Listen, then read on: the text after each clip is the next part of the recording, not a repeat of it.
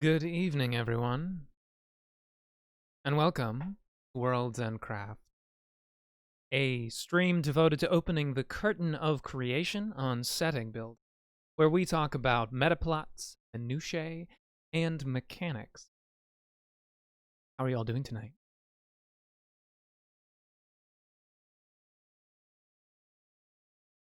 So between last stream and this one, we managed to gain some lovely support from our beautiful people over at Incarnate.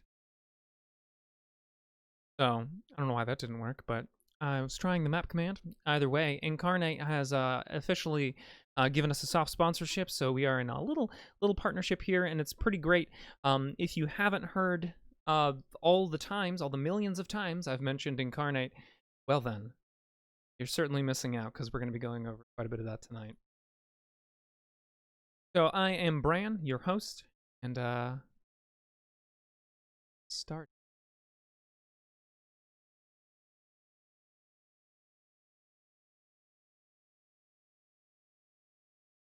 Do we have it? Like we might have a couple. I see some users, but I'll wait for them to pipe up to speak up a little bit.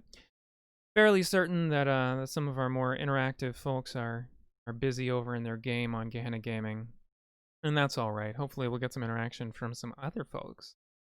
So, throughout the course of the stream, we have been doing all kinds of talking about the concepts behind setting building, and then also just actively doing setting building. Initially, the themes that we had decided on were slice of life, dark fantasy, in either a Renaissance or Middle Age type environment. And that's the end goal, but that's not really visible yet in what we've built so far. And we began over here in this lovely region that I don't think we actually named, but that we did name the city that was built there as Langswood. Lovely slumbering bog, standing stone. And after building that, we decided to move over here to the Storm's Rush River Valley, which was a lovely thing to create. I had a ton of fun. I don't know about other people, actually. I had a lot of fun creating this last stream. Keep wanting to say session because I game master so often. Last stream, we started building on this and built out a people. Instead of starting with a location, we started with an idea that was, instead of starting with a locale like a bog or a standing burial mound, we started out with a geographic feature and what kind of people would go there and grow there and what kind of gods they would have. That was a ton of fun for me because we got to explore the idea of spirituality in cultures. And I'd love to continue doing that. But I would also like to talk about the thing we didn't talk about last week, which is the conveyance of themes and how they impact the world. That is to say, what kind of message you're sending with the thing you're building. Like, what are you doing? What are you saying with what you're building? Because I think for many, many, many years now, it's been waning a lot. There's been a lot of creators out there who choose to neglect the idea that their creations send a message into the world other than just let's have fun. Because we're human. Everything is associative, right? Everything is personified. Everything is, going to relate to our experiences in life. Well, that's certainly a lot to talk about. But I think I've rambled sufficiently about what we've done and what I'd like to do. But one thing I forgot to do, and so I'm going to spend a couple minutes doing that. I forgot to put some trees in. I was going to do that, and I failed. I'm gonna put some trees into these mountains. We're gonna do a little map making right now. Gonna use our incarnate tools to liven up this little river valley just slightly, and prepare it for the idea of people actually being there, conveying this message that people live here. There is life here. It's not just mountain dirt and prerequisites, but it's not very lively. Right, so I'm just gonna take trees, size it down to size 6. Using drag, clicking and holding and dragging with my mouse. Short burst. Adding. It really makes the area look a lot nicer. All around the base of these mountains. And chat in the meantime.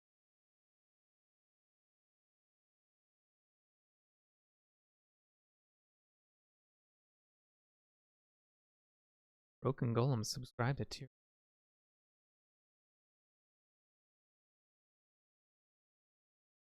So for those who are not aware, unrelated, while you just place tree,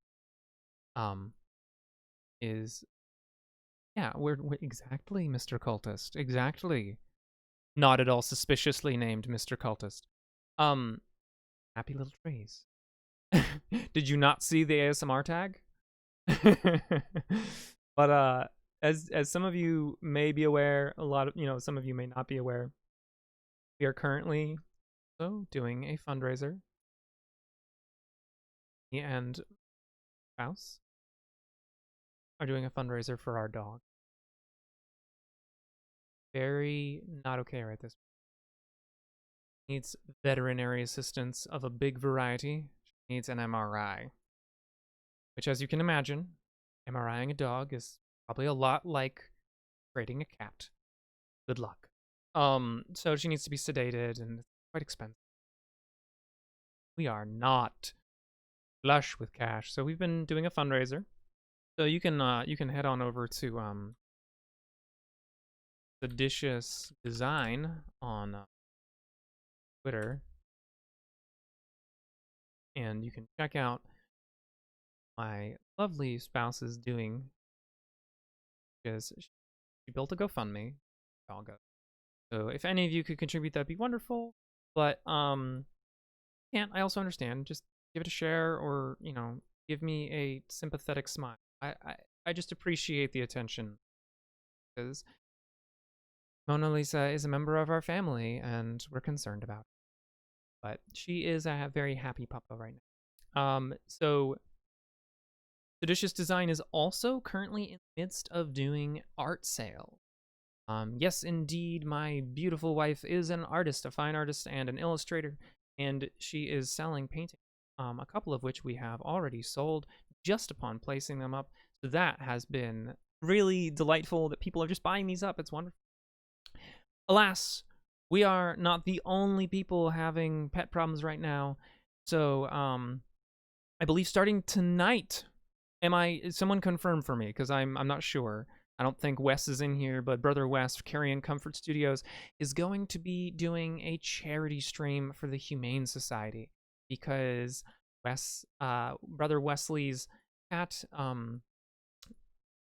Wally, I couldn't remember his name for a second. Wally, who is a precious bean, went to the vet, and while Wes was able to make those bills just fine, wanted to do something in Wally's to help other animals. There we go. Thank you very much, Broken Golem. That is very helpful. So I'm going to dive back in on incarnate nonsense real quick. As you can see, I've placed a metric fuck ton of trees so far, and there's going to be a lot more. But something, if you ever use incarnate, is make sure to save your changes. As you can see, I'm hovering over the save button. There's 46 changes that I could lose, and that would be a pain in the butt. I'm going to save those as quickly. How's everyone's week been, by the way, now that we're done talking about sad things? It's hot as hell here. Like, hey, it's 70 degrees, it's 60 degrees, it's nice, nice, and then suddenly 90. Just skip 80. Screw 80. Who needs 80? Got 90.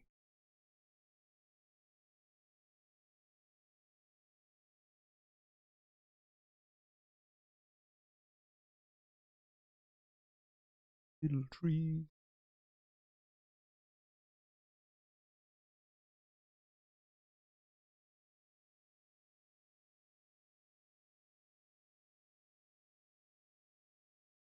Right when the stream ends, you heard it from directly from from Gehenna.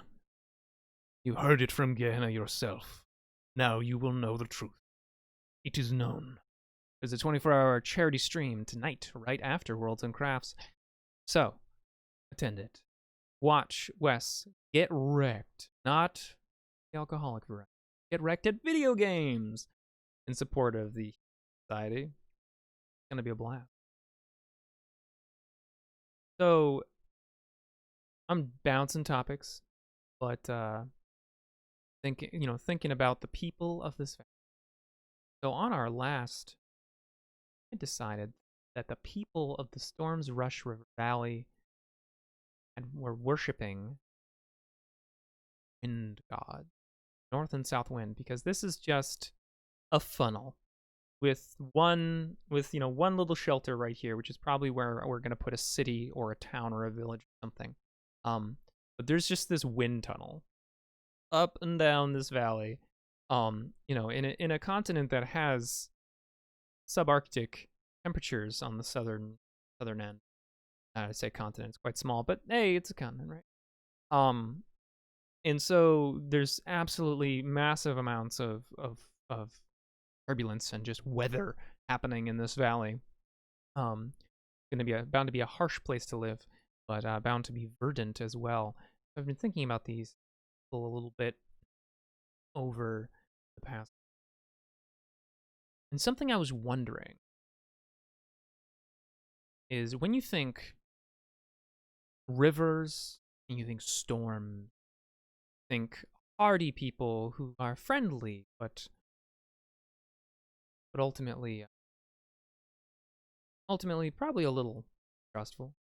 Harsh environments tend to lead mild xenophobia, usually why strange customs exist in order to combat that xenophobia. Seemingly strange customs from less harsh regions. Combat xenophobia and needless hatred. We already decided that there are several festivals for them. But I wonder what kind of people, what kind of people live here in this valley? What species? Because after all, this is a fantasy setting. Would be anyone. We can make up our own race. Because guess what? Our world. Gonna channel some Bob Ross right here. Thanks, Bub, for all the delightful things you did. Heard forever. Happy little treat. Always channel Bob Ross. I feel like that might be a little difficult. If I was I don't know, barbarian. I rage and paint happy little trees.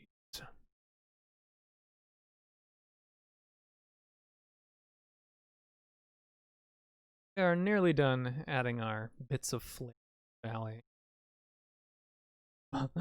Why Ranger? Why was Bob a Ranger? Please inform me.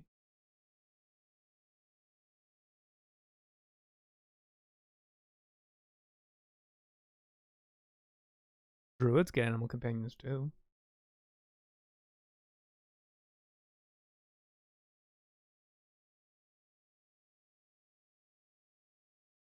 I'm waiting. I mean, I don't know. That's actually an excellent thing to bring up. That you don't play D&D, because at this point, neither do I. But yeah. So yeah, druids. I always think of whenever I think of nature first and foremost, because I don't know. I think rangers appeal to regular folks a lot.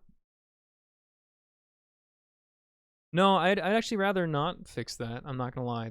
I'm actually making a choice right now to not play Dungeons and Dragons for. Well, I can't do it on camera without bumping my mic, but gestures broadly. Just, yeah.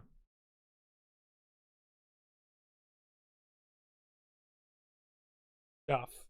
Yeah, you can't see my arm anyway, so it's irrelevant. So this lovely tip that I had learned a while back, and I've said this several times, but for the benefit of anyone potentially new, I'm saying it again. About Incarnate, is once you place objects, I think they're actually they're called stamps. Once you place stamps, which are just, sprites and objects that lay over the background layer, or the foreground layer.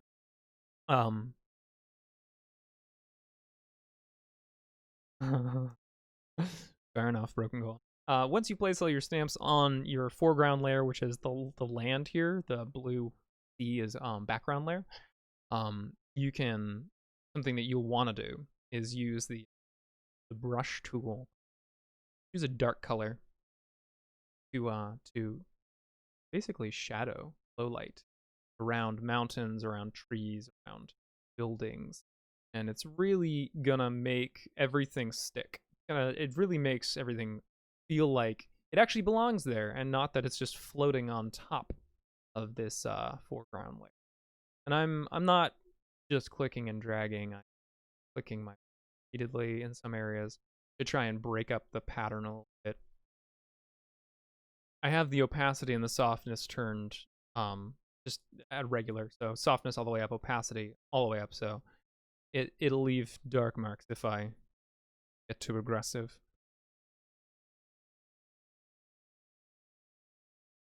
Now, something I'm working on right now is building Adventure, the game Fantasy Craft by Crafty Games. Because I'm getting really diggity dang darn tired of all this unethical crap that companies are. So, been looking for games, fantasy games that at the very least, their problems are unintentional, and it's not just outright negligence, and preferably small teams. So I'm gonna be running some adventures, fantasy crap. That's super relevant to this conversation. If none of you know what Fantasy Craft is, it is a fantasy game toolkit. You can run all kinds of fantasy games in it, and it's very crunchy, I'm not gonna lie, but if you enjoyed Dungeons and... Yeah, that's valid. I'm not sure who's behind Gehenna Gaming right now. Might be in, question mark?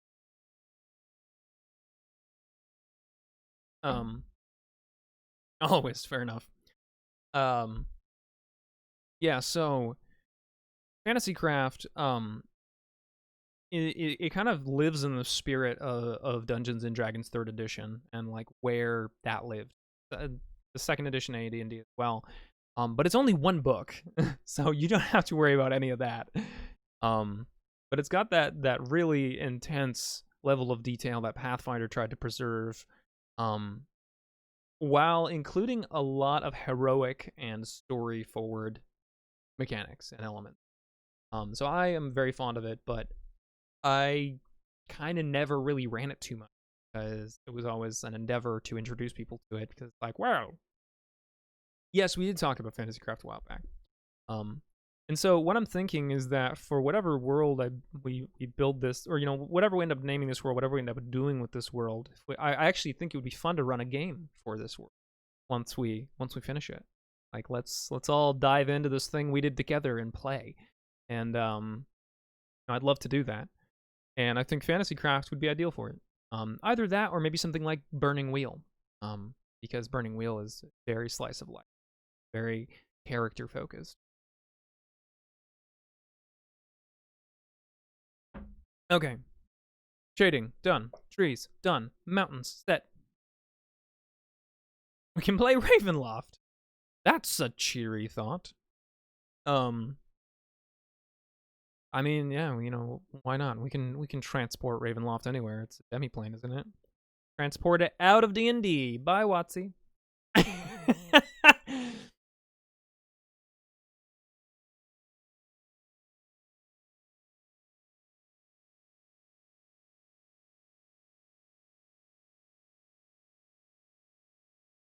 Okay. So.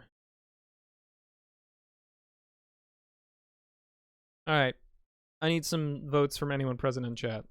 Do we want to keep talking about the Storm's Rush River Valley and build out these people more? Maybe build them some settlements and talk about who they are, what races make up these people, etc. Or would you like to talk about the conveyance of messages in setting building and how those messages both reflect and affect the world?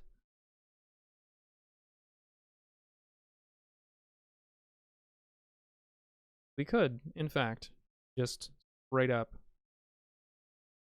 be Lego nerds, build with the things in the valley, or we can talk some more about. Every game sends a message, at least one, and if it's only sending one, it has a problem. It sends many messages, right? I mean, like, we all know this. You know, it's something that I think everyone intrinsically understands. But the themes of a game, the way the game plays, the mechanics of the game, ultimately send a message about what's important. Ultimately send a message about real world issues. You know, how seriously the game is taking things like that. Because of course, even if this is all fiction, it is enjoyed by real people, right? And real people have real issues. And having those issues represented in the game can be very dicey, or it can be very rewarding, right? And that's what I mean by messages. It's about conveyance, themes, what you're saying with the thing you're building. And right now, I'm not gonna lie, we're not aiming to say a lot with this right this second, other than just talking about setting building. But we're gonna get there. It's going to develop messages all on its own, and we're gonna have to address those. You know, we're gonna have to go, what kind of message is this sending right here? I mean, like, because realistically, at the end of the day, Langswood was colonized. That's a message. Like, from what we talked about, people came over the mountains, came in here, and settled the area. Big quotes there. You know, so, I mean, I would personally avoid there being an actively living people there, a culture, a folk. No, I don't. Shale and Lander. But yeah, we're sending a message with the things we create, with the stories we tell, things that, you know, and how we view them, because abject neutrality does not exist. We are human. We can't be neutral. I have a visitor.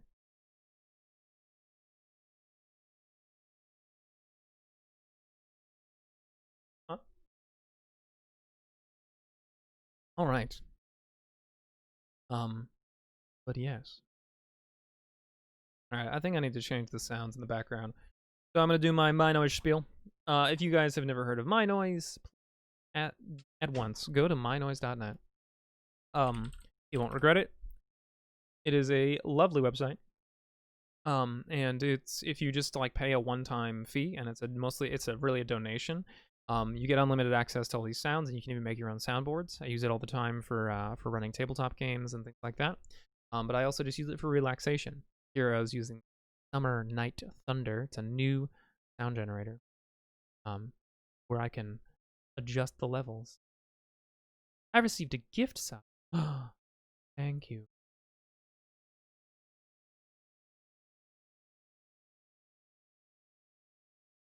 Because I am in fact poor, so thank you very much. But yes, so on My Noise, you can adjust the sound levels of individual tracks.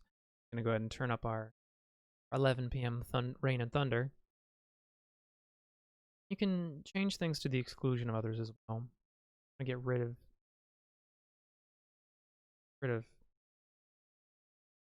everything.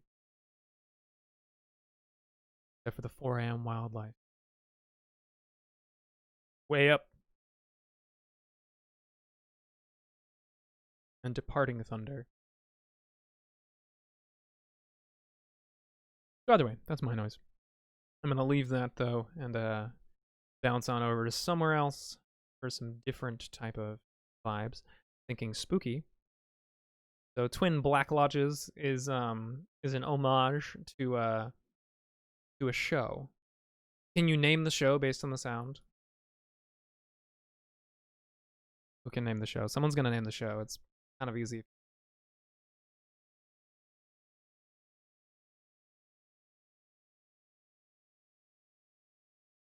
I'll leave it alone. Either way.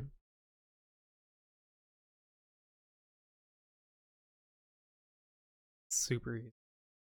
All right. Well, we didn't have. Oh, absolutely. Yes, precisely. Toilet paper, exactly. I live to confuse you. Yes, it's Twin Peaks. So I didn't really have any votes on what to talk about. So what is ultimately less intensive and requires less interaction is working on Valley. So let's do that. We built our gods. God of the North Wind, who has dominion over soothing breezes, black bears, passion, bounty, wrath, fertility, vitality, represented by strength and life-giving behaviors of the Aurochs, the return of life after. They have the Festival of New Life, the Festival of Returning, the Watchful Hours, the Bounty Days. Oh, by all means, Broken Golem, if you have work to do, I understand. And then we have the God of the South Wind. Dominion over clear skies. Brown bears. Winter. Monsters. Hearths. Survival and trickery. Envy. Looms and weaving. Represented by Arctic foxes. Who is both well equipped and clever to survive the harsh winters. Hello there, Malky Pie. How are you? And for the festivals of the God of the South Wind, we have the Day of the White Fox. Shortest day of the year. So, people in the valley, they have to be able to tolerate pretty extreme temperature differences.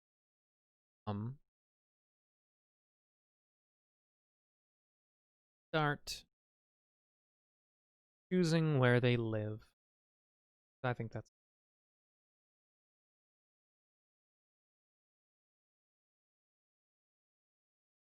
I'm doing quite well, though I'm very, very, very warm. I wish the air would cool down. Also, fun fact, did you know that if you mix bourbon, cranberry juice, and a splash of lime juice, it tastes like cherry cough syrup? This was an accident.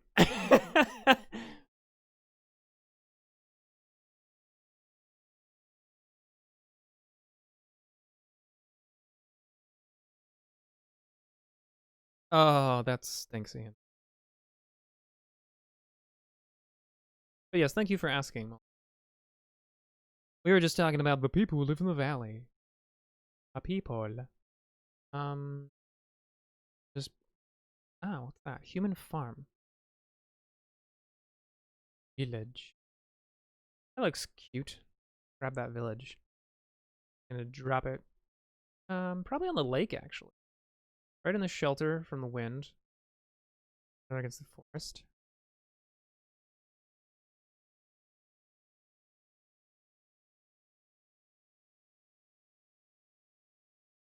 Really should have chose the 4K for this, but I didn't want to I really didn't want to overload computer when it's getting hot out, so there are 4K maps available on Incarnate. This is a 2K map. Even see. All right, so people who live in this village by there.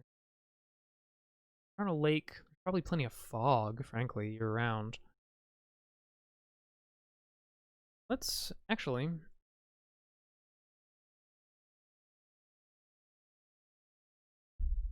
let's do something that we haven't done yet. Kind of like channeling Bob Ross once more. Kind of like how you have to make a decision and just go with it. I think that's what we gotta do with the setting right now, and we can always change it later if we really want to. I'm pulling out my Fantasy Craft book because I'm gonna do Fantasy Craft, and I think we need to choose a people. a primary population, if you will. So from the list in the book, and these are all quite easily altered. Probably not drakes. They're big. Dwarves, elves, giants, goblins, humans, ogres, orcs, etch, saurians. Probably not the lizard people. Then again, actually, maybe. That would be really interesting. Lizard folk, saurians. I'm gonna roll forward real quick. Rip at you. Yeah, cranberry juice is like the only mixer we had other than tonic, but I don't want to waste the tonic when we don't have gin.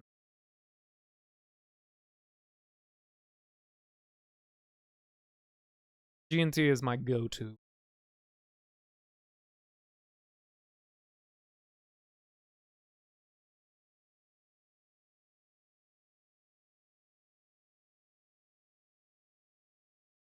Yeah, so Broken Golem, something I love about Fantasy Craft, and I'm just gonna blab about Fantasy Craft for a second, is that, like I said, it's a toolkit for fantasy. So, there are racial feats that can fundamentally alter the race, and you can only take them at level 1.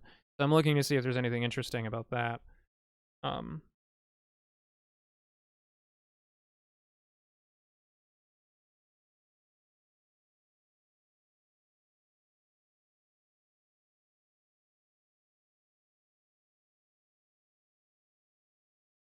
That would be very amusing if it was furry lizards.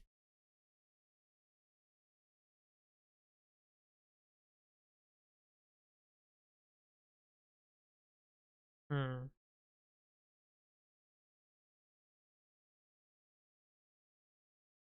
Alright, I lied. There is more than one book. Fantasy Craft. There are 2. I have the other one. That's not what I want.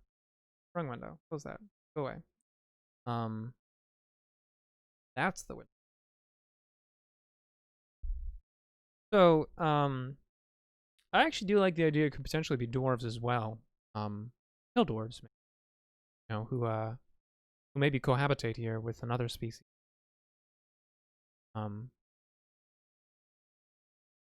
Something I also really like to do is fundamentally alter fantasy races, because I think that the tropes are boring and some of them are racist. So, let's talk about that. Species building. We're not going to build God. We already did that. We're going to build a species. Heading 1. Species building. All right, so whenever I'm building in any kind of classic fantasy, I like to ask myself, what roles in the world do the species serve? What roles in the story do the species serve? Is it meaningful at all? And if it isn't, well, then why do you have species at all? Just go with one. Because ultimately you could just be all human and have it be a world of humans. Fantasy Craft has something like 25 talents that humans choose at first level to decide what they are, like where they came from. It's pretty amazing, and you could run an entire world based purely on humans just because of that. But I also really enjoy a lot of the old fantasy races, and I enjoy non-human races, especially when we get to make them weird. So species building. So take a classic fantasy race. Dwarves. What roles do dwarves serve in serve in classic fantasy and in fantasy tabletop gaming? All right, exercise time. Just in one word, I want you to describe a trait about dwarves that you know about. Okay, 3 words, but those are 1 word each, so perfect. Miner, crafter, curmudgeon. What else? That's okay. I might find it in myself to forgive you someday.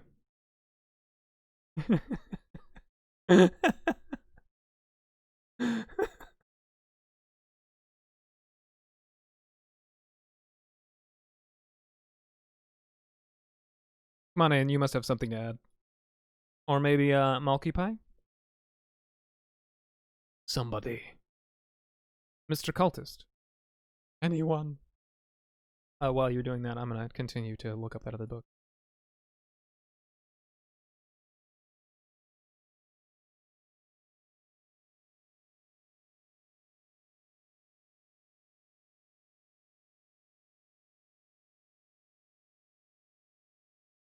Was that just a slurp, Malky Pie?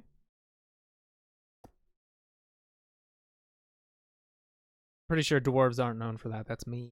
Don't. I am not dwarf. Or am I? No, no.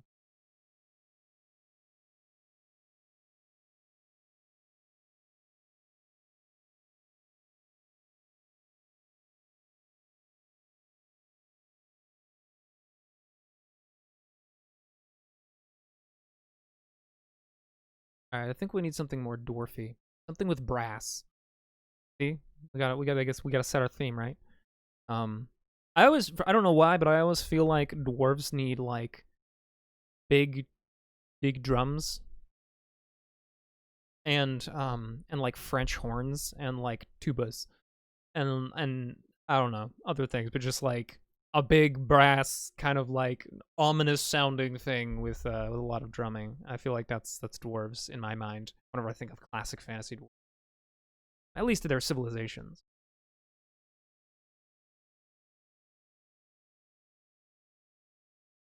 All right, let's go back to the main thing here. If there's anything that'll match what we go all on. Brass. Implanted memory. It's a Blade Runner tribute? Oh, if I need to listen to that sometime. Not right this second. Okay.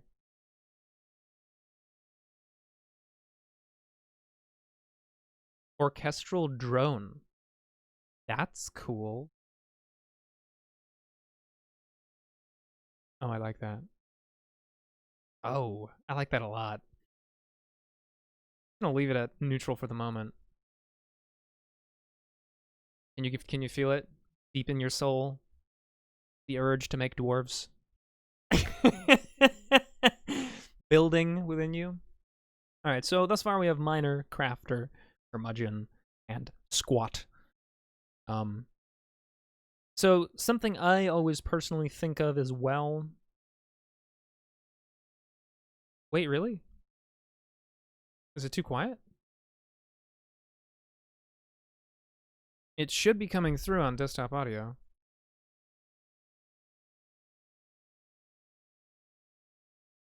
Sounds kind of ominous, and I like that. Strings, strings.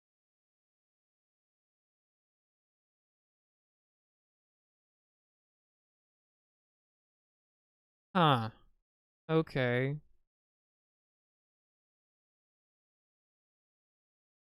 That's annoying. Hang on. How about... Oh.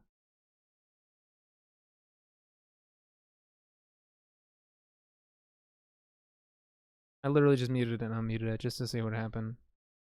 Color me disappointed if my noise isn't working. Because that's a part of my vibe right now. And I want to share my vibe with you guys. Well, son of a... Words.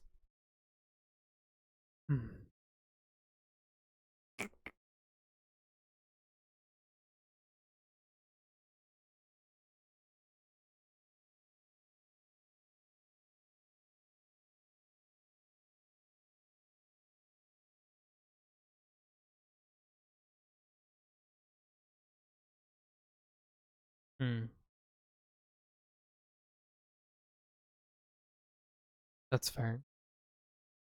Well, it's still a sad day for me.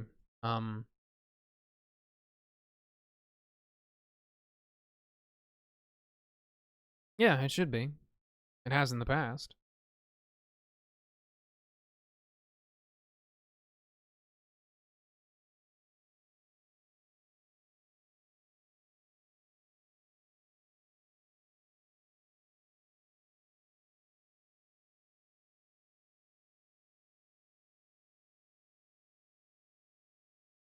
No, do not remove overlay. That was scary. Let me turn on studio mode so I don't kill myself.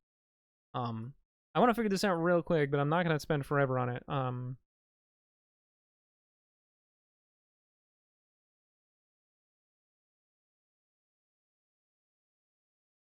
Yeah, always use studio mode, kids.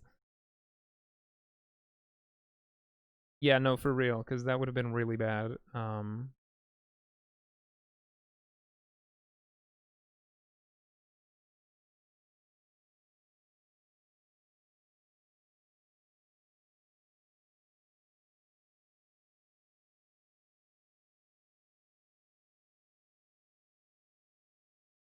Okay, not gonna futz with it right now. I'll try and fix it between this stream and next.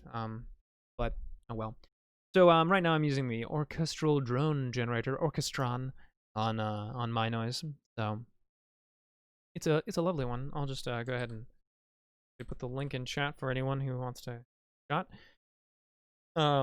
Either way, going back to dwarves, the roles that dwarves in my mind serve in classic fantasy and in tabletop gaming is not merely just miner, crafter, curmudgeon, and squat.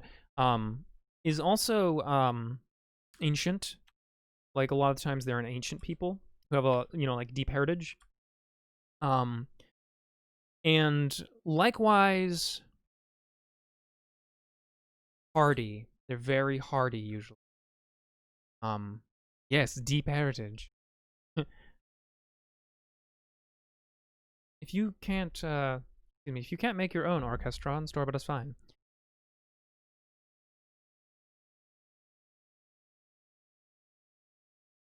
Yeah, they're ancient, hardy. Hello, Maritima. How are you? Hardy boys. And hello to you, Calidor Mythica.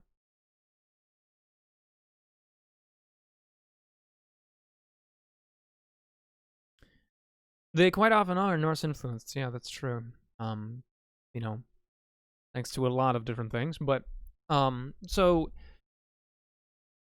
my immediate thought when it comes to this, then, so going from the classic roles, if we just take the concept of a species who is good at mining, and crafting. So mining requires strength, endurance, and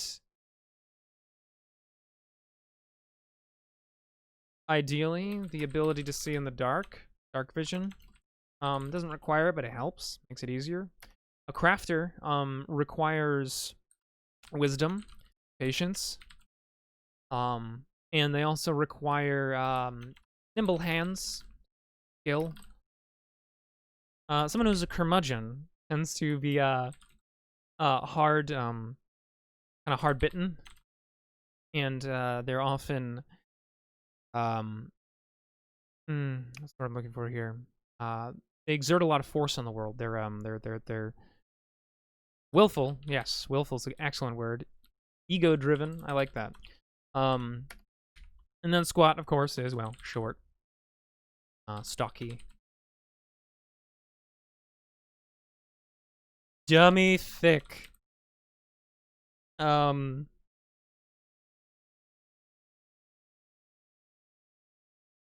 Maritama, as Gehenna Gaming Ian just said, it's just general world building. At the moment, I'm kind of leaning towards maybe using it for fantasy craft, but it could be, well, used for anything really.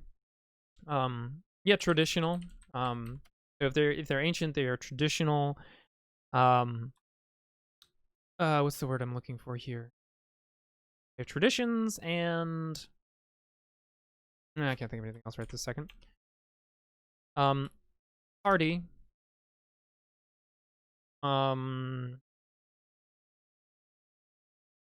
Resilient. Well, let's call it elementally resilient. And when I say that, I mean it in the purest old-fashioned, not like you're resilient to fire. No, like you're resilient to wind and rain and heat and cold. I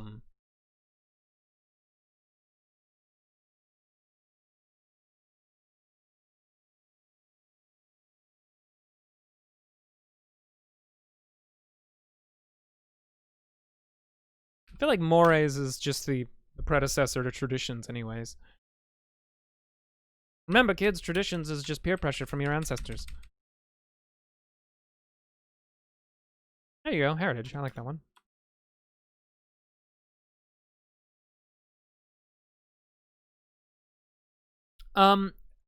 As a rule, I tend to steer clear of isolationist tendencies when we're talking about an entire species.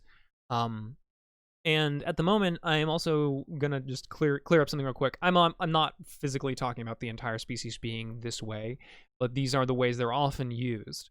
And so I think an important part of reimagining fantasy races is coming to terms with the fact that just because someone used them that way doesn't mean that's the only way they need to be used. They can be used however you want, ultimately, at the end of the day. So I'm fond of the idea that the races of the world more or less interact on even terms. And because it is dark fantasy, I'm sure there's a lot of distrust because communication is difficult between vastly different cultures. It's even more difficult when you have biological differences. I mean, you think about trying to, I don't know, become intimately familiar with someone from, a culture that is completely opposite of yours. And it's very difficult. They don't trust you because small talk, all of these little interactions are throwing errors constantly. You're just like that didn't work. That was butting heads. I'm avoiding the xenophobic concept. So at the end of the day, xenophobia, I would say, is when a group of people take cultural differences and instead of saying they're different, saying they're wrong. They might be wrong for you, for your way of life, and that's fine. But I'm going to avoid the xenophobia thing because we have enough of that in the United States. So, but I'm not shutting you down, Calidor Mythica. Sorry, I just saw you said xenophobic. I was just isolationism and xenophobia is something that's too close to home, But anywho, so hardy, elementally resilient. I would say like strong back. Oh, agreed. Yeah, no, agreed completely. It does go hand in hand with isolationism. Hardy is elementally resilient, strong back, maybe resistant to damage. I appreciate that. I love it when people prompt me with difficult questions, like throw it at me. Let's go. I won't fight you physically, I'll lose, but I'll fight you mentally.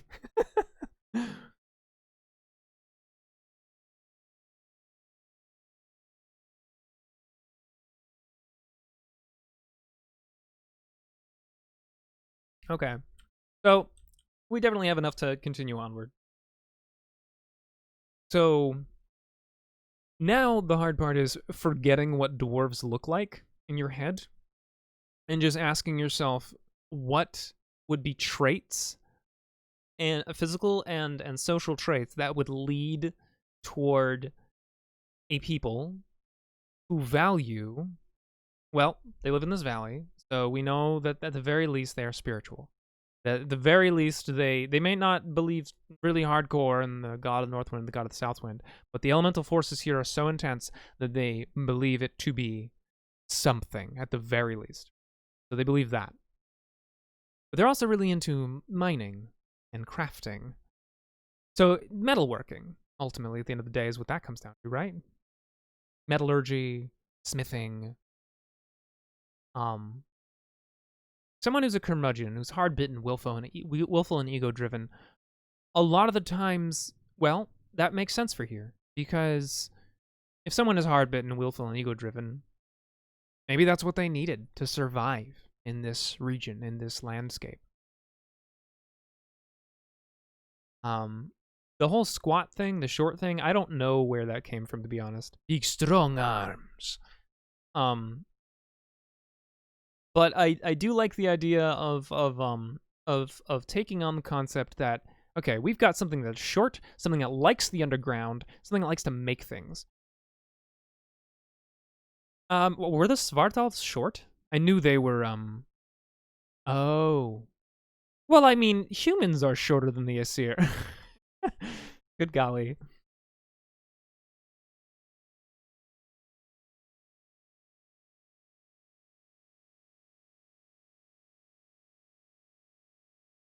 Well, Calidor Mythica, if you care to share, definitely be willing to hear that, unless you would rather keep it a secret for now and then reveal it at a dramatic moment. So taking this whole thing where it's like something that is hardy, likes the underground. Crafter, so for when I think of a crafter, I think immediately of a species that learned to use tools early. I mean, humans are ultimately crafters, right? Oh, hey there, Mark. How you doing, buddy? Welcome. So I kind of like to think about creatures that exist in our world and ways that I can theme it off of like animals or something like that, because I think that's fun sometimes.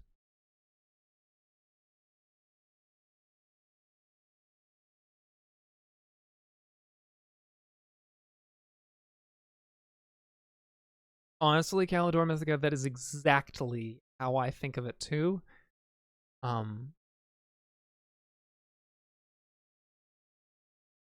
Like in my own private musings, I love to think about that stuff because that's exactly how technology builds. So unless we allow for divine intervention, which is of course one of the themes we can explore in fantasy, then yeah, the natural progression is ultimately what is accessible. The first tools that are accessible is stone. You can, for like humans, with stone you could find above ground that could easily be formed by chipping, like flint and sandstone and bone into these tools. But then, of course, with those tools, you could start doing more and building other things and slowly working your way up toward, not up, but to more and more efficiency. At the end of the day, tools are just a force multiplier, right? I mean, the devices we're on right now is the result of thousands of years of humans going, how can I make this easier on myself?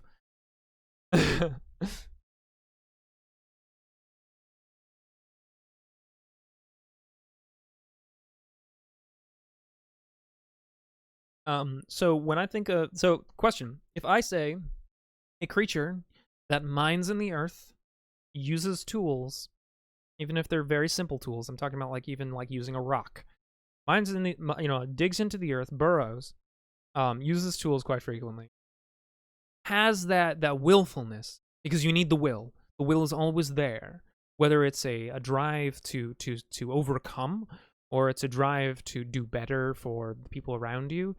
Um, Irrelevant. There's always that drive to do better, to do more. And something that's tough. What animal do you think of? Because I think of a couple, and I'm not gonna say them yet. I want to hear what you guys have to say.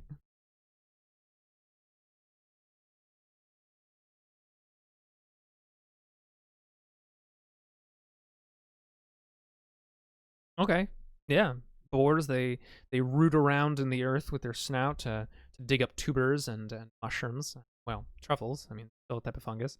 And eat those, and they're very, very hardy, very strong. Holy crap, they're strong. Um,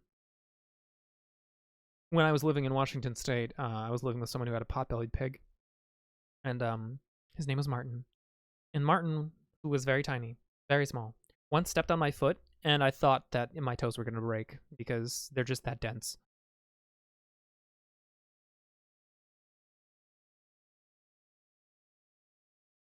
That I did not know. You learn something new every day. You're just a bundle of facts.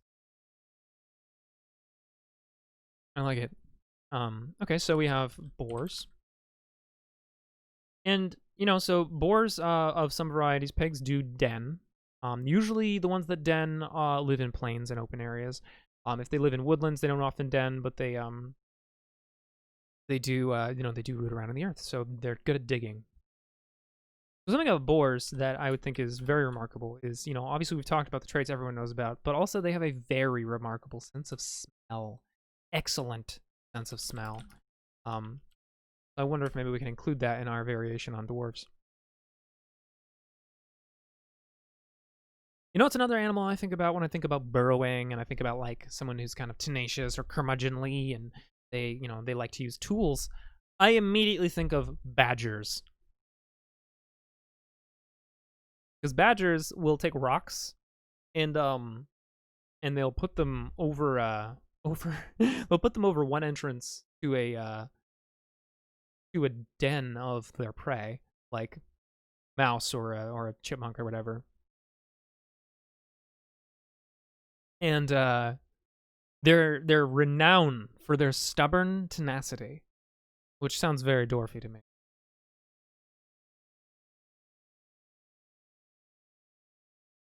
Reference lost on me.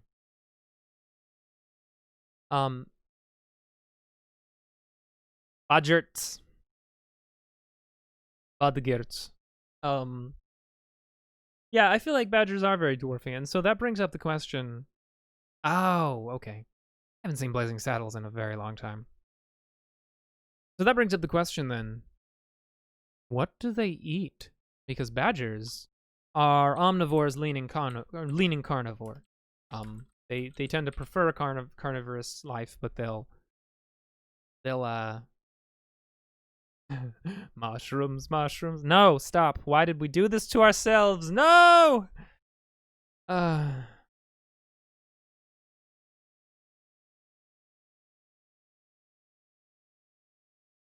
Fair. So, I mean, you know, if they lived in this valley and they had an above-ground settlement, then I think it's safe to say that they haven't relegated themselves to under the earth for whatever reason. Ooh, I like the idea of them raising goats.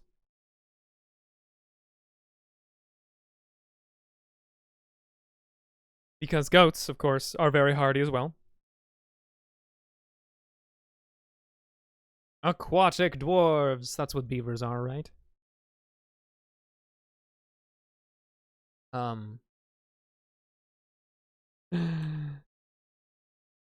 So if we kind of like progress forward to the now, this village of dwarves, I think it would be really, really interesting, personally, if we just combined both of these, dwarves, badgers, and in the notion that they have kind of a thick hide, like these dwarves are very hardy and hale, and you know, they're stocky, just densely built. But I don't know if I would keep the whole notion of them being like really short.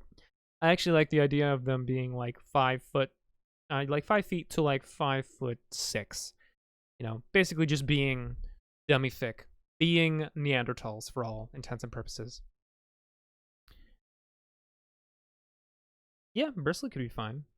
But then I think it would be really interesting because badgers also have a fantastic sense of smell. If dwarves had terrible eyes. Just terrible eyes. Like, can only see like half the distance of other people, but their sense of smell is phenomenal. Like, absolutely phenomenal. And maybe they can see in the dark, but they can't see far.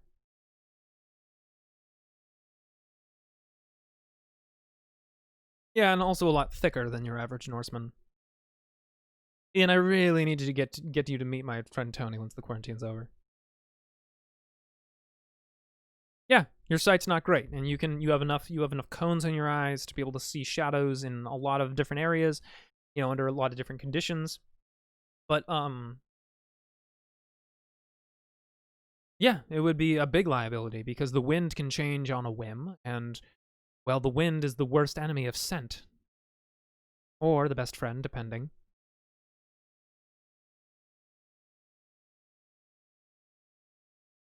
Maybe plains dwarves are very short and very tan, so that they blend into the grass. When you see the only thing you see when they're coming is a raised axe head. Land shark.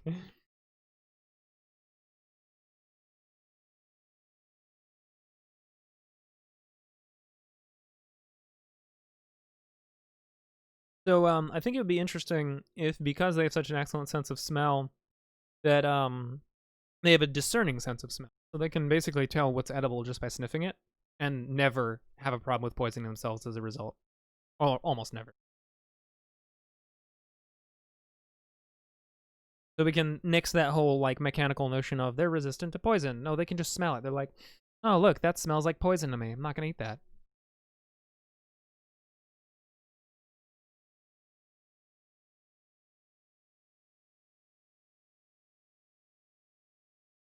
That's the kind of detail I'm honestly not sure I would want to get into yet. Like, I like the idea of broad things, and I think that would be really cool for some of them, and maybe all of them. But at the moment, I think I try not to get too detailed about what would be character details. For one specific reason, it's I have that struggle all the time where I always want to come up with the next detail. I'm like, yes, let's zoom in even further. What are the elements in their skin cells? But ultimately, at the end of the day, no one gives a shit, and and your players want to be able to have some customizability. So, and yeah, I would say they wear clothes for certain. So they raise goats, tubers, and mushroom. I like that idea.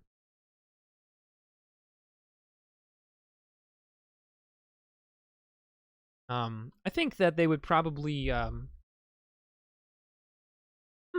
interesting thought.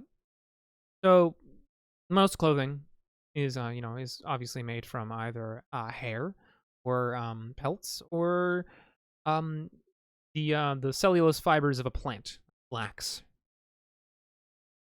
So I wonder what kind of clothes they have. Now that is something I think is relevant because that's a cultural question. That's the locale rather than the people.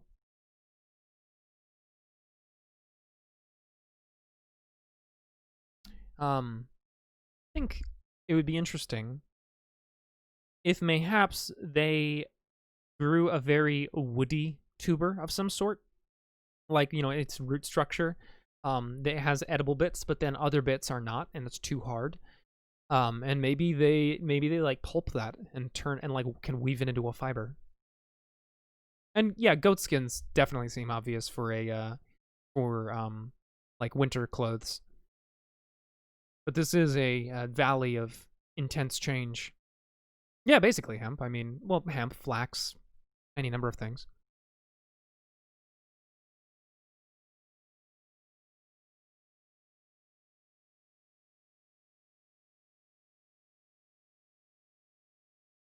So now here's a question: can dwarfs see color? Maybe they can only see local color. Like maybe their ability to discern color is just not that developed unless like they're raised from a young age in a culture that values color.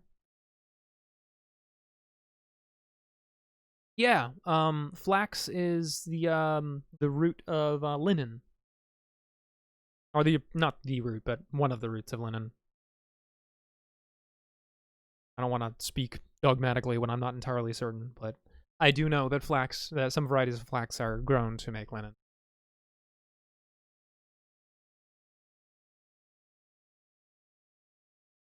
Um,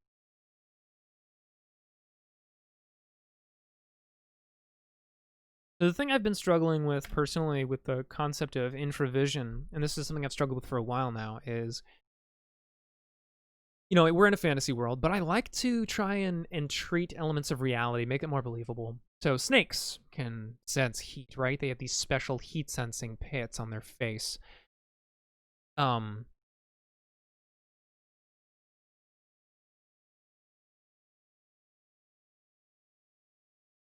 that's some very excellent in-depth stuff, Calidor. I like that. It gives you some very intense sensations and vibes. That's really fantastic. Um, what the heck was I just saying? Oh no, ADHD strikes again. Oh right, infravision.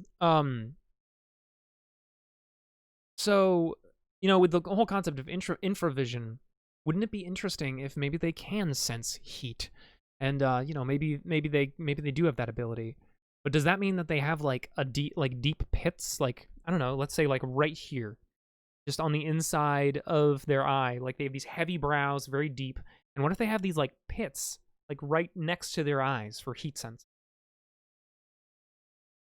I think that would be really interesting, frankly. Um, Little horns, that would be cute. Maybe. I mean, if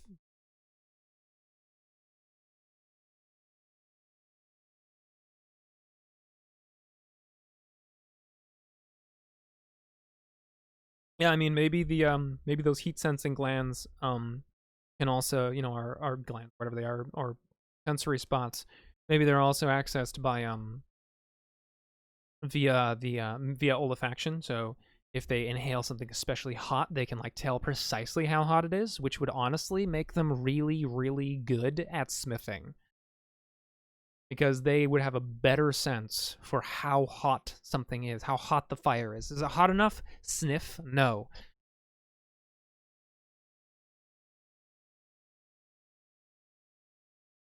These are the kind of things I like doing to fantasy races. To just like add just mix things up, change it for fuck's sake. We don't need another set of dwarves that are the same.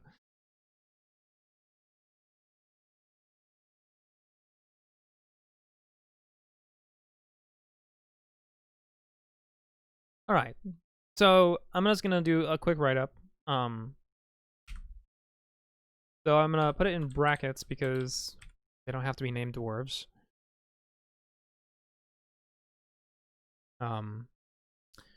Dwarves are stand between 5. Well, let's say, just to be generous, 4'8" and 5'6". I like doing a 10-inch increment. I don't know why. Question? What's that?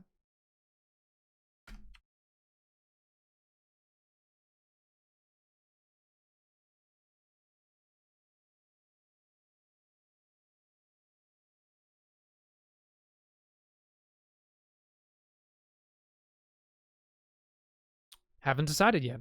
I mean, we can assume that it's resource rich enough that they can support their culture and build wares.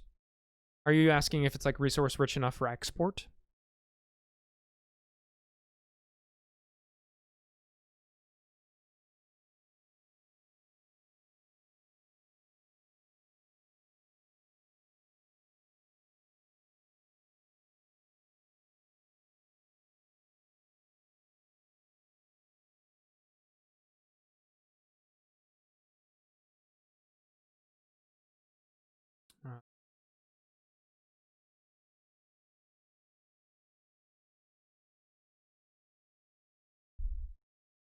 Uh, I see. So yeah, this is a hard place to live in because of the colliding hot north wind and the cold south wind. Um, you know, creating a constant flux between flood surge and dry season. Um, and the fact that there are still seasons here means that winters can be especially harsh and summers can be especially dry. Just really varies a lot. Um, so yeah, in some ways, this is like the Nile River. There is a big delta that was suggested by I believe that was suggested by Wes. I could be wrong. I might be misnaming here, so please correct me if someone remembers. But um, yeah, I tried to leave enough space for there to be some settlements and some things going on here, but this big winding river that has runoff from the mountains and a big delta.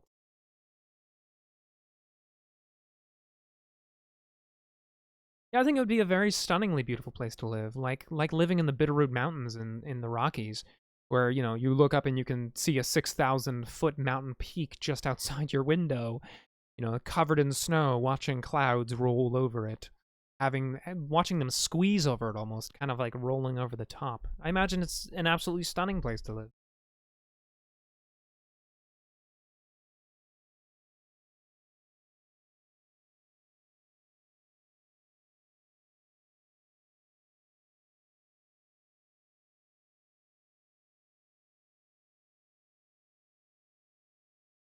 Let's see. They have strong attachment to Earth. Strong attachment to the Earth.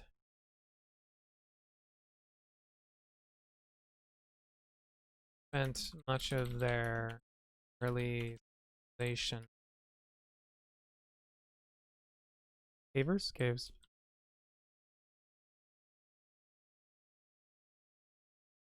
I don't necessarily see why not. We haven't really addressed how advanced they are at this point. Um, I just like starting off with with the roots, you know, like where did they start? We have only really kind of designed one other area, and we haven't even detailed out what the civilization is like there. So these, I think, are questions that are better reserved for when we've asked what the rest of the world looks like. Because once we have the roots of the world, we can start kind of weaving. We can take the strands of each of these nations, of each of these people, of each of these locations, of each of these events that we decide are happening, and we can weave them into a beautiful tapestry, interlocking and relating to each other. You know, the areas aren't separate. No man is an island, no culture is an island. You know, so I think that questions like the water wheel, the exact technology, is probably better reserved for later in the stream when we've detailed out more of this continent. Because, well, there's a lot left. We got a lot to work with. Okay. So I'm gonna finish writing up this lovely little thing, and then we're gonna take like a couple minute break, just a bio break. But I'm gonna finish this up first. In strong attachment to the earth and spent much time in the early civilizations in caves. Their adept sense of smell, ability to sense sensitive organs between the bridge of their nose and sockets. Their depth sense of smell and the ability to sense heat served them well in dark homes old. Now the abilities aid them in some of the finest metallurgists, that's spelled wrong, in the world. Yeah. In the known world.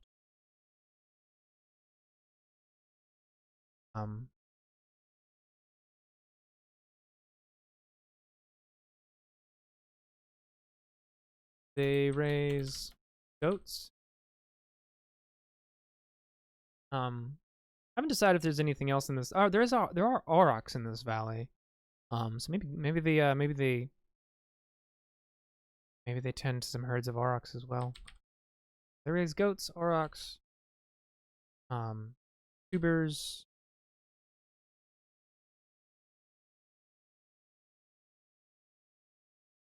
mushrooms, for food, clothing,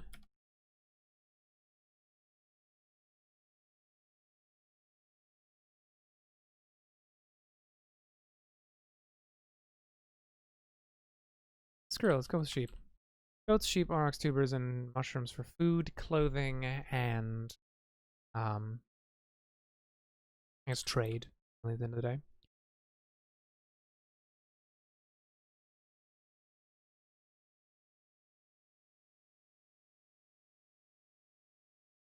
So, and of course, I like the idea that, this people emerged here. Maybe they started underground. Maybe they started as, or, most of the time, kind of like cave bears during Pleistocene? I don't remember. I didn't pay enough attention in geography. Okay. Turn off the orchestron. Putting me to sleep. Kill it. Hibernating dwarves. Yeah, I think that would be interesting that they they spent a lot of time in doing that. So dwarves stand between 4'8" and 5'6" and are very thickly built. They have large chests and broad faces with heavy brows and nose bridges. They have a strong attachment to the earth and spent much of their early civilization in caves. Their adept sense of smell and the ability to sense heat with sensitive organs between the bridge of their nose and their eye sockets served them well in their dark homes of old, and now these abilities aid them in being some of the finest metallurgists in the known world. They raise goats, sheep, aurochs, tubers, and mushrooms for food, clothing, and trade. As their society has evolved, have used their strength, endurance,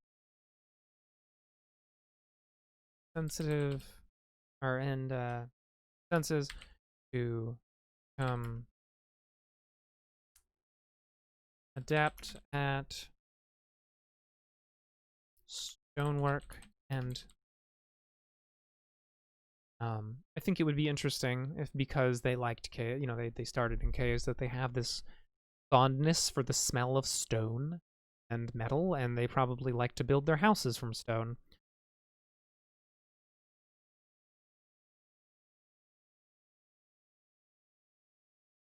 Beautiful.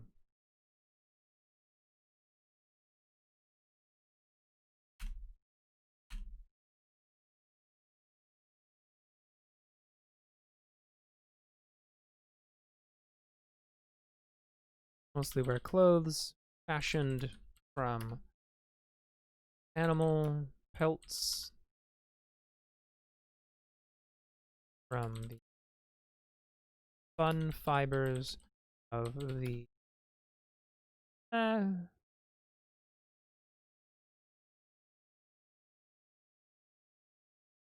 the lash root. Maybe they initially used it for building rope or something.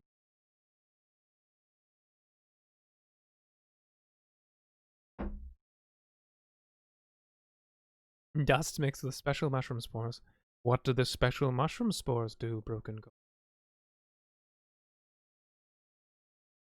I'm going to go erase all this now. I think we covered that. Beautiful.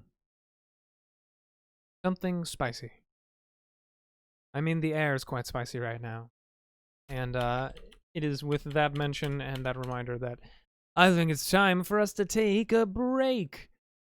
So let's go ahead and take a bio break real quick, get a drink of water, go to the bathroom, go hug someone you love.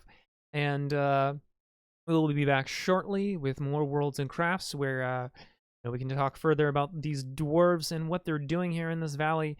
Maybe let's talk about their neighbors. Thank you very much for joining us thus far, and I will be back shortly for more.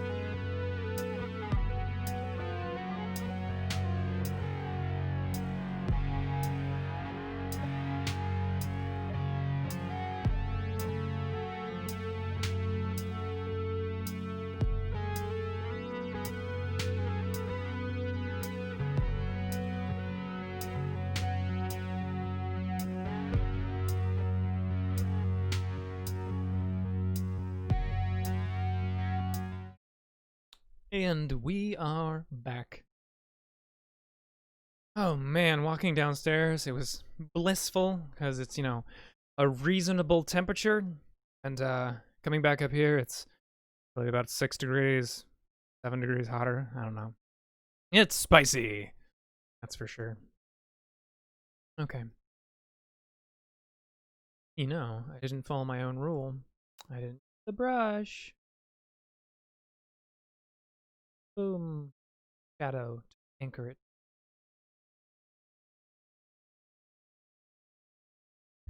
I hope everyone got whatever they needed for their system. Normally we only run until 8 o'clock. If we're having a good time, might be able to run a little bit over. But usually I try and end it then so I can spend some time with my wife. Something I did notice before though, happens. I noticed these mountains are overlapping the coast way. I'm just gonna go in real quick. Oh goodness. That's not what I wanted. Undo. So in Incarnate, whenever you use the mask or a landscape, if you have it on edgy, then it creates these little neat bursts like these. That's done with edgy. But if you do the circle, then you can do more fine detail. Much smaller. That's what I'm looking at. Trying to shape out around these mountains. Notice that down here, we have a lot of that as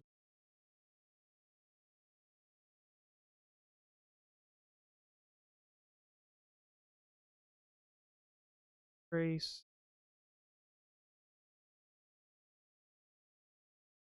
That's a lot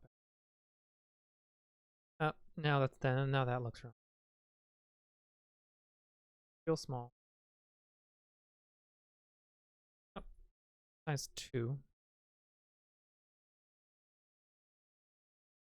Wiggly. Little jaunt. I'm just gonna rapidly.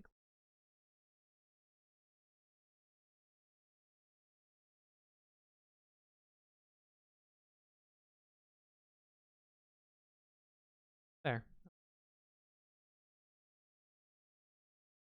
Of course, now that I've done that, I have to fix the brush. Add that layer back. Okay. Done.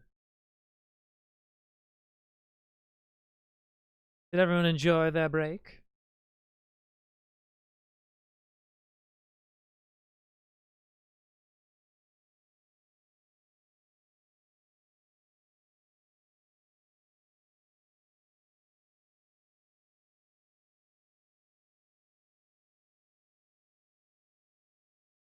No, because we decided this something dwarfy looking.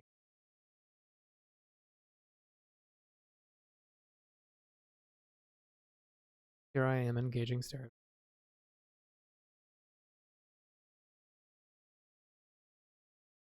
Those are cool. Very. Oh, neat. Dwarven mountains. Ugh, I actually don't like. Like, I like the whole squat building thing, but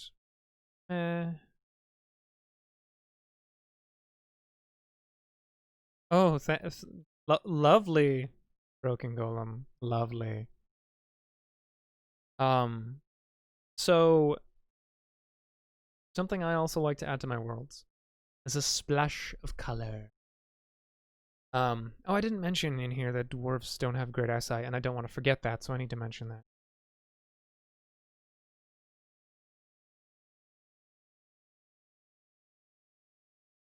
Their, or excuse me, their eyesight, on the other hand, or other folk, inhibits them from being great, or from thriving in certain environments. They raise goats, sheep, aurochs, tubers, and mushrooms for food, clothing, and trade. Cool.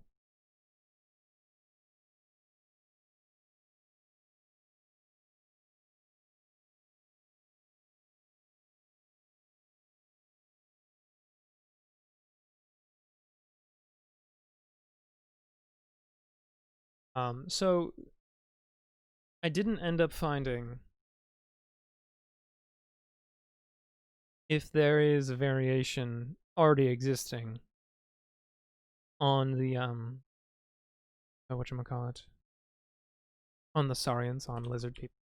So I think that would be very amusing to have lizard people in the in this valley living alongside these crazy dwarfs. Let's see here.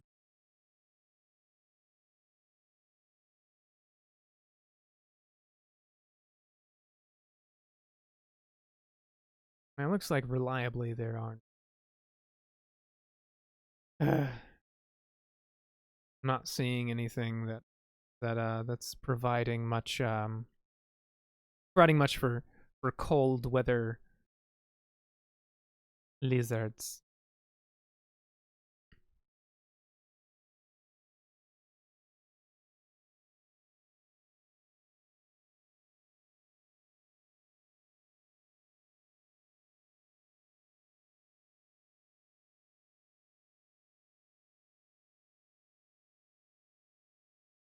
Of course, it's a stretch, but it's a fun stretch.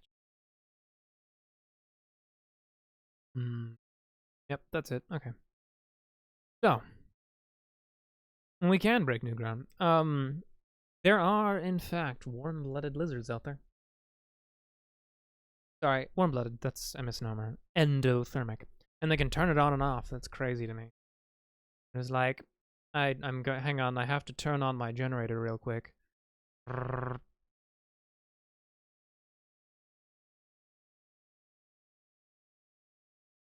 You know, I just had a sudden insight. So the people of this valley, I mean, down here it's kind of cold and there's a river delta.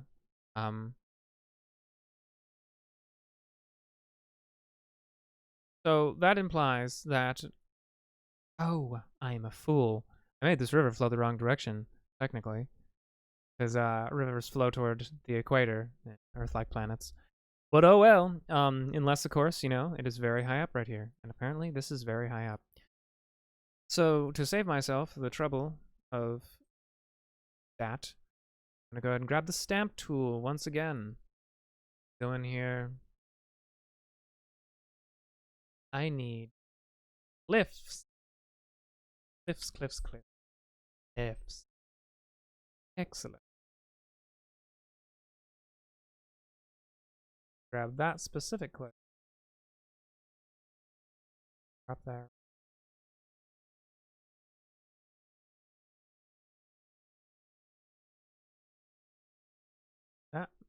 That one as well. Then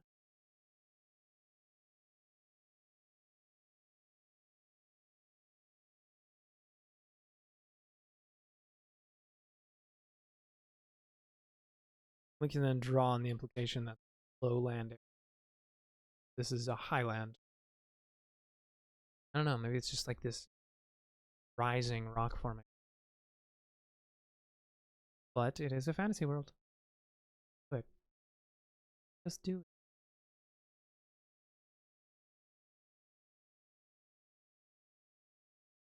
Yeah, exactly. Exactly. Forces involved are going downhill. That's it. Going and down. Drop that there. I think that should be good for now. I am just gonna go back in and do the thing. I need to turn down the opacity. Turn down the. You do want to shadow cliffs as well, but you kind of want to leave a weird light. So kind of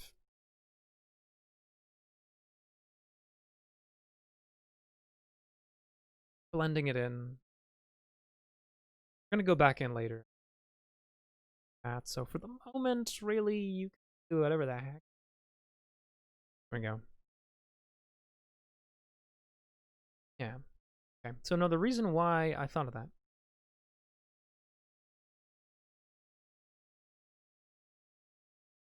That's true. The reason why I thought of that, and this would be very interesting to me. So this area right here, even though it, the wind tunnel starts over here, I feel like we could have kind of a trading city. Just this being the port. I feel like that's a nice thing to put in the city. Perhaps it is a multi-species.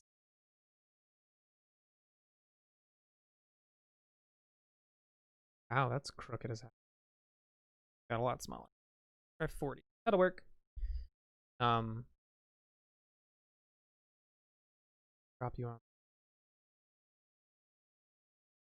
That just suddenly hit me how I think that would be nice. City up there. The other ones.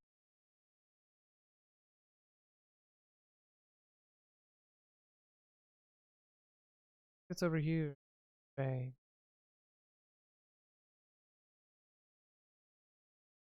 They ferry people across.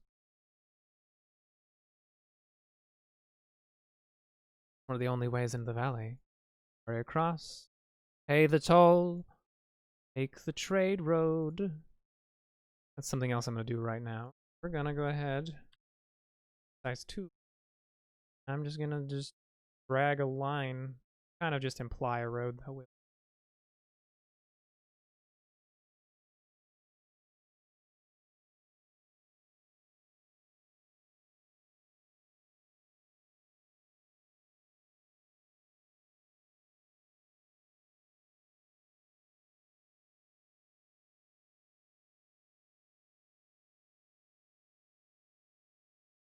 Plateau atop a high range of mountains also fits the Pantheon backstory perfectly, with the seasonal waterfall when the wind plus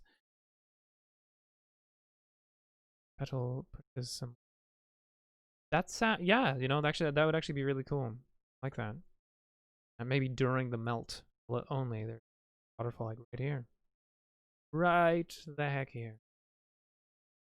Go ahead and.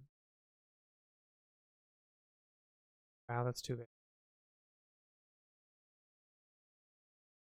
Add. I wanted the brush tool. To add some extra darkness in. Some darkness, right?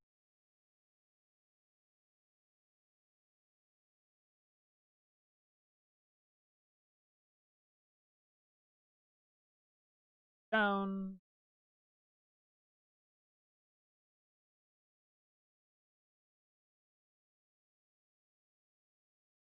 Now I'm just clicking and dragging. And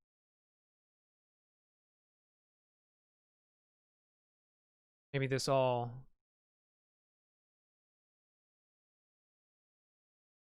can add that. I like that detail. And that's mostly just a visual reminder. Okay. Was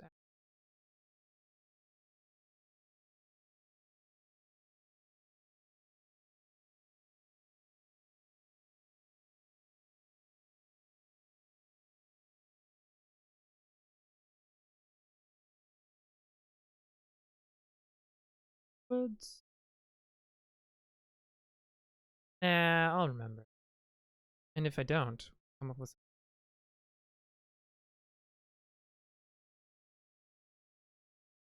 cross right. Feel like there's probably gonna be cool. It's starting to shape up. Starting to look nice. Right. So I mean we decided that, some lovely dwarves live.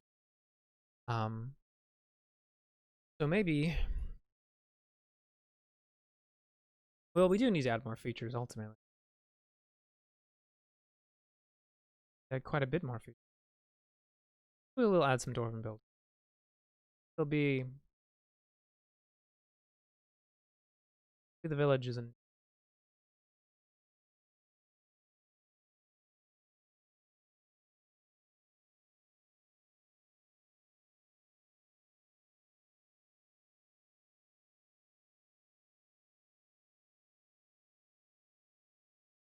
free. There's also got that Dwarven mountain.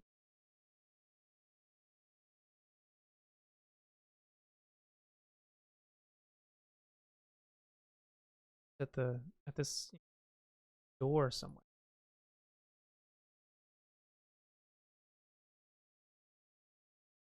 Tracks from it. Drop that right there for them. I'm gonna delete some of these trees. Going in and drag this mountain back over. Oh, oh, looks interesting.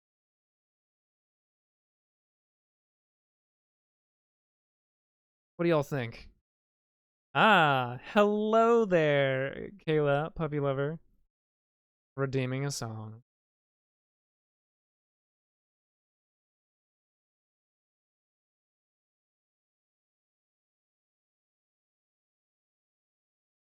Of course, you arrived just to redeem the song, naturally, before we end.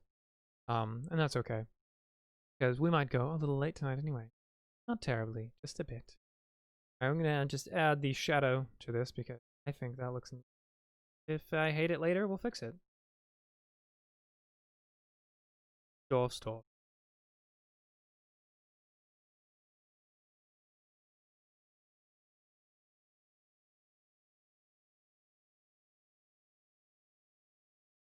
It's all coming together.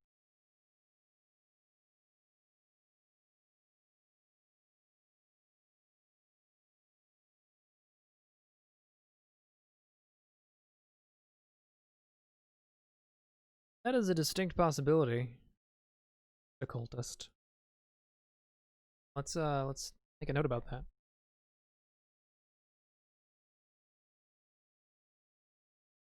Settlement, North Storms, Rush River Valley, with a mine. Booting the river? I don't know what to think on that one. That's a big boy. Pollution. And there we go with messages. You know? Like if we just say that they're polluting the river and then we leave it at that, what we ultimately end up doing is being blasé about a very important ecological issue. So we would need to add things like an oppositional element to it, or maybe that this village of dwarves reformed and changed the way they did things to pollute less. Into that in-between void.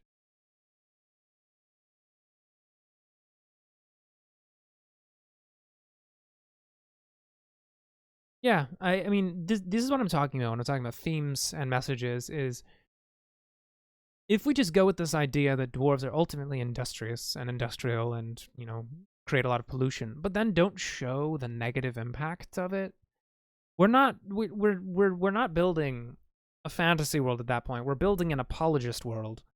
Like it's not very fantastical if you know anything about about ecology. It's very much like, industrialist fantasy at the end of the day, which is not something I'm fond of doing, given what it's done to the. But yeah, nonetheless.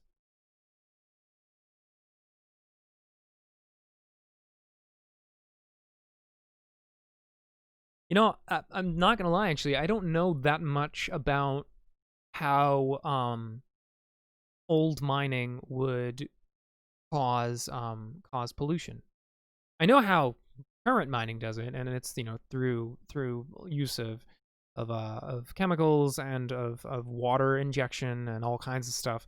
These like very modern processes, but I actually don't know how old mines caused pollution because I don't know enough about it. So I'd need to research that before I really dove into that, because I wouldn't want to do it a disservice. You want me to sing "Hot and Cold" by Katy Perry?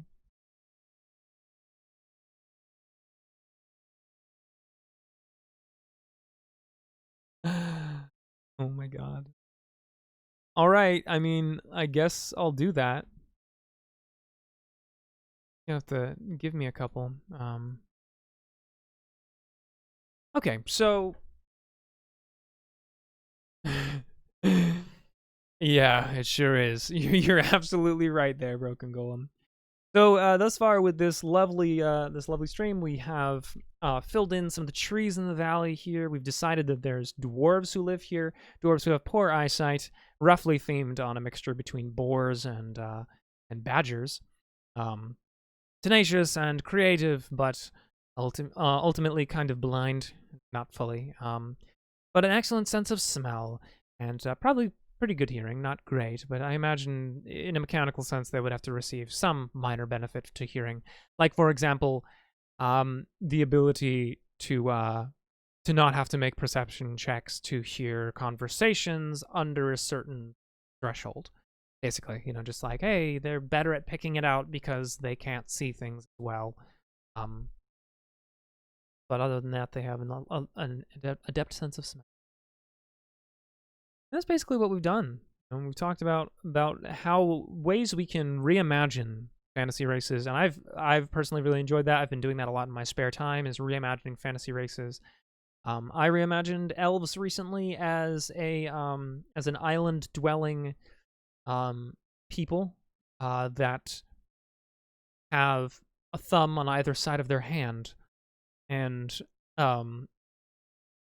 vision similar to that of birds, where they can see like more colors, and they can very easily pick out objects in movement, like something moving fast, like an arrow. They see it like you and I are holding the arrow. They see it like that in flight.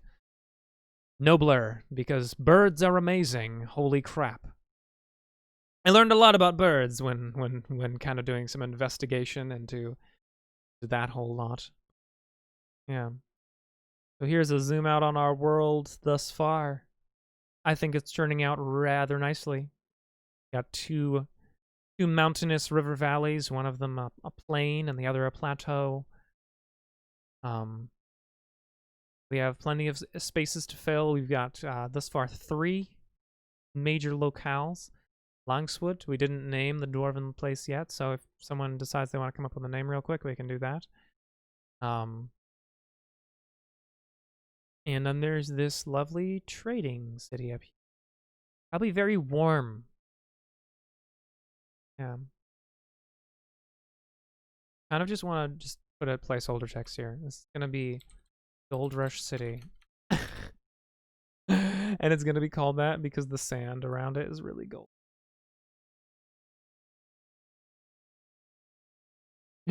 Not for any exciting reason. I'm just going to put placeholder text here. Dwarfland. All right. Beautiful. Well, we have arrived at 7:50, and it's kind of died down. And I think actually this is a pretty good place to stop our actual building and our stream talk, our regular stream talk. I do owe Puppy Lover a song, so I'll fulfill that in a moment. But did anyone have any questions, concerns, thoughts, interest, anything they would like to talk about in future streams? If you have anything, please definitely let me know either here and now, or you can just tweet me at Kathakaros, which is right here on the stream, Bran, at KATHARAKOS, Kathakaros. I spelled that way wrong. I can't verbally spell worth a damn. Do you know that I lost a spelling bee as a child? And it never changed. I never recovered. So, please do check out Incarnate, incarnate.com. It is only $25 a year for their pro version. It is an absolute steal for an amazing map building program. We didn't really touch on it at all because I didn't use it at all today, but we do also use Kumu.io. I just didn't use it in this particular stream because we were having a grand old time talking about species building, which Kumu didn't really come into play for. I'm going to be adding the elements that we built into Kumu for our next stream. So we'll have an information map built out. And as always, we are Gehenna Gaming, a gaming events company that focuses on facilitating meaningful horror experiences, consent-driven gaming all the time. And you can check us out on Twitter at Gehenna Gaming, I believe. Gehenna Gaming, Gehenna Games. Hit that thing, Discord. There we go. Join our Discord. We are a delightful bunch to talk with and play around with. Check us out on social media. Our website is www.gehennagaming.com. Reminder that in just a few moments here, Carrion Comfort Studios, headed up by Brother Wesley, is going to be doing a 24-hour video game stream alone. It's just him. And he's going to be raising money for the Humane Society. And my puppy Mona is not feeling well. She needs an MRI. So if you go to that GoFundMe link down there as well that I mentioned earlier, she has a spinal injury that needs an MRI to check out what's actually wrong so we can hopefully fix it. And she won't be paralyzed. That'd be ideal. Oh, I think that's everything. Yep. The 24-hour stream is for Wally. So cool. All right, I owe Poppy Lover a song. Thank you guys so much for joining me tonight, by the way. Like, I always have fun with the stream. I really enjoy all the inputs. You know, is often only one or two people inputting, but I really value your input. I think it's great. I like collaborating. I think it's fun. And I think that together we can all learn a lot of really neat stuff. Like, I learned a lot today from Calidor Mythica. Calidor Mythica, just full of information. And Kayla, Puppy Lover, you are always a delight to have inputting on things. And of course, Broken Golem, thank you so much for being my mod here every week and also making beautiful input. But time now for a song before we go. I just gotta look up the lyrics.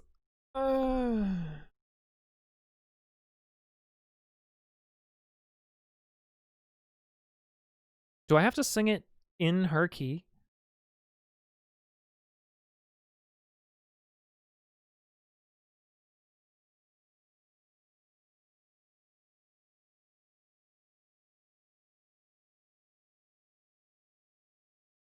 Oh my god, I have to listen to it real quick so I can get the key.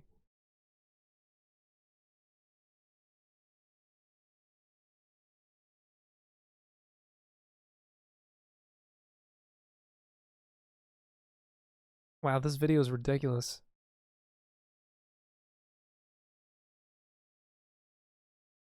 Wow, I don't know if I can do that.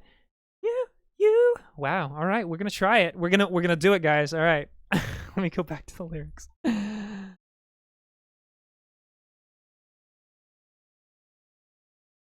You change your mind like a girl changes clothes.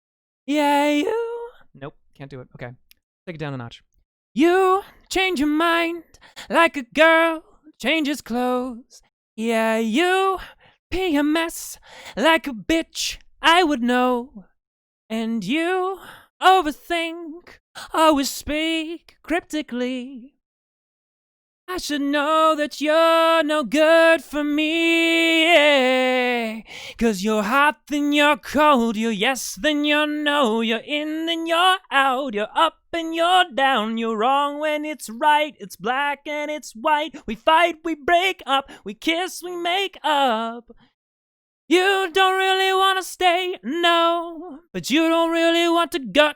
Oh, you're hot, then you're cold, you're yes, then you're no, you're in, then you're out, you're up, then you're down.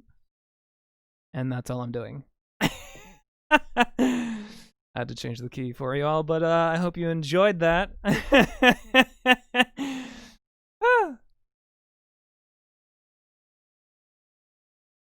now there's going to be me turning red on stream because I feel blood pressure right. So thank you all again for joining me tonight. It's been a blast. We created some beautiful things, and hopefully we're going to create some scary things here in the future, but let's flesh out the roots of this world before we corrupt them. Clip away, send it to your friends, tag me on Twitter. I love you all. Have a lovely night.